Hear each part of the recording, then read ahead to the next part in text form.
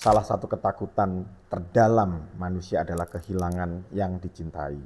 Sejak awal kesadaran manusia itu ada dua hal yang beriringan, ya, mencintai dan kehilangan. Cinta dan kehilangan itu bagaikan dua sisi koin. Karena kita bisa menghargai yang satu karena kita tahu satu lainnya pasti datang. Sejak manusia mengejar keabadian, ya, dari memiliki keturunan, membangun nama, menulis buku, sampai memahat monumen, semua itu sebenarnya usaha kecil manusia untuk tetap hidup setelah tubuhnya berhenti. Akankah tiba pada suatu masa di mana manusia itu tidak akan pernah benar-benar mati?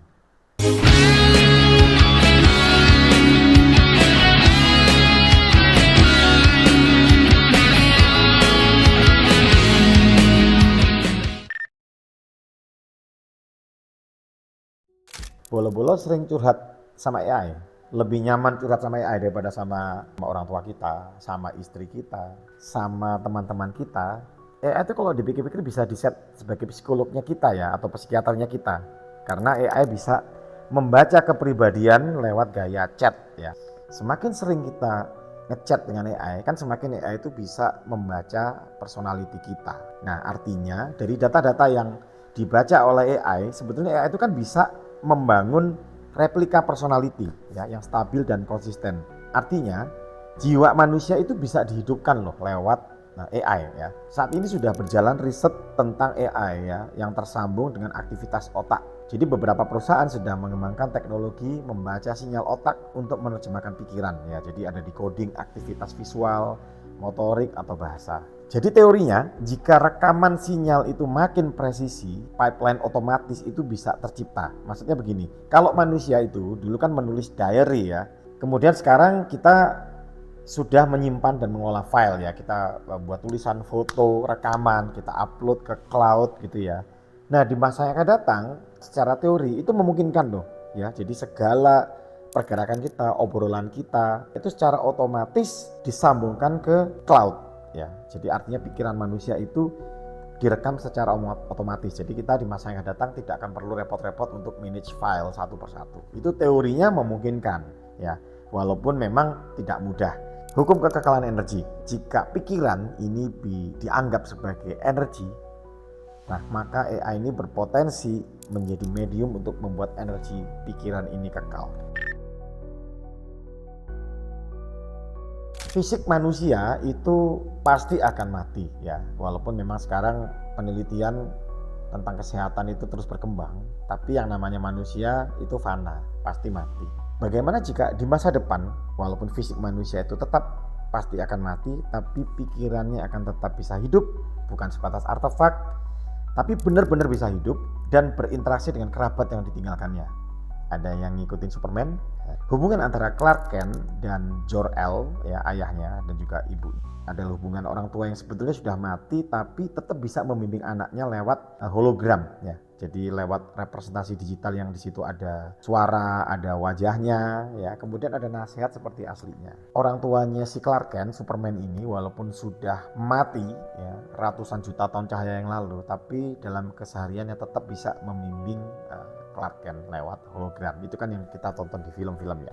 Nah, bagaimana jika ide itu sekarang sedang dikembangkan sedemikian rupa supaya identitas manusia, ya, jadi walaupun kita nanti mati, tapi kita, seorang pribadi kita itu dalam sampai ratusan tahun ke depan itu masih bisa eksis, ya. Dengan cara apa? Jiwanya itu diduplikasi ke akun digital yang terus berkembang, ya. Dalam bentuk apa?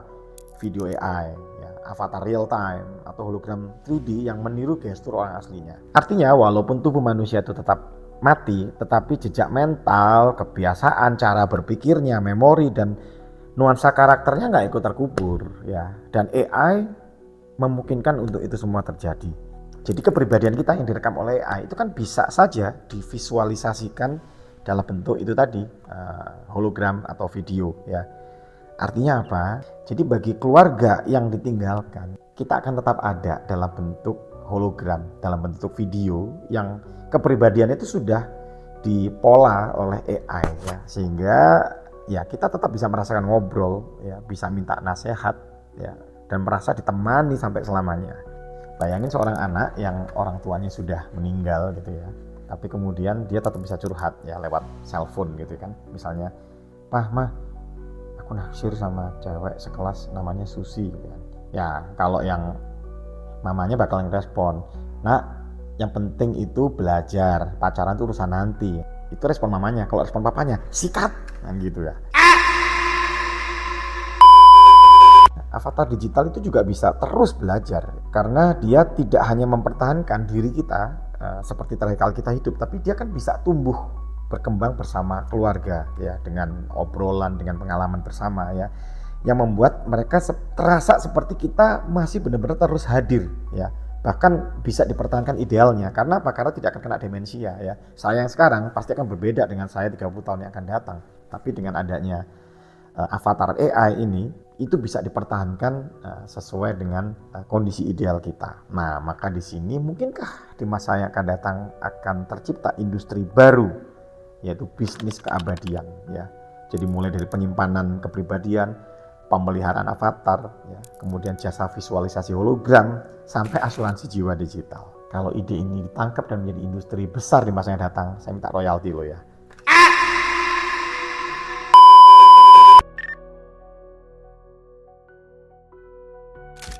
Bolo-bolo, semua itu apakah terdengar indah?